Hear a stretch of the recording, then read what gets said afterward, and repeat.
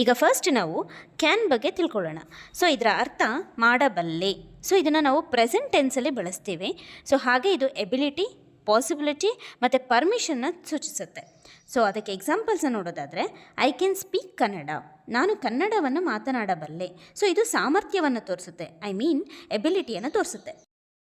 ಈಗ ಪಾಸಿಬಿಲಿಟಿಯನ್ನು ಸೂಚಿಸುವಂತಹ ಎಕ್ಸಾಂಪಲ್ನ ನೋಡೋದಾದರೆ, I can go to the party, ನಾನು ಪಾರ್ಟಿಗೆ ಹೋಗಬಹುದು ಅಂದರೆ ಚಾನ್ಸಸ್ ಇದೆ, ನಾನು ಹೋಗಬಹುದು ಅನ್ನೋ ರೀತಿಯಲ್ಲಿ.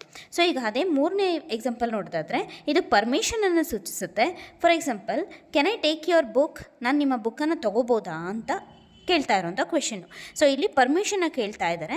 ಸೊ ಇಲ್ಲಿ ಕೂಡ ನಾವೇನು ಮಾಡ್ತೀವಿ, ಕ್ಯಾನ್ ಅನ್ನೋ ಮಾಡಲ್ ವರ್ಬ್ನ ಯೂಸ್ ಮಾಡ್ಕೊಳ್ತೀವಿ. ಸೊ ಹೀಗೆ ನಾವು ಕ್ಯಾನ್ ಅನ್ನೋ ಮಾಡಲ್ ವರ್ಬ್ನ ಮಾಡಬಲ್ಲೆ in the sense ability, possibility ಹಾಗೂ ಪರ್ಮಿಷನ್, ಅದ್ರ ಜೊತೆಗೆ ಇದನ್ನು ಎಲ್ಲಿ ಯೂಸ್ ಮಾಡಬೇಕಪ್ಪ ಅಂತ ಹೇಳಿದ್ರೆ ಪರ್ಟಿಕ್ಯುಲರ್ಲಿ ಪ್ರೆಸೆಂಟ್ ಟೆನ್ಸಲ್ಲಿ ಬಳಸಬೇಕು.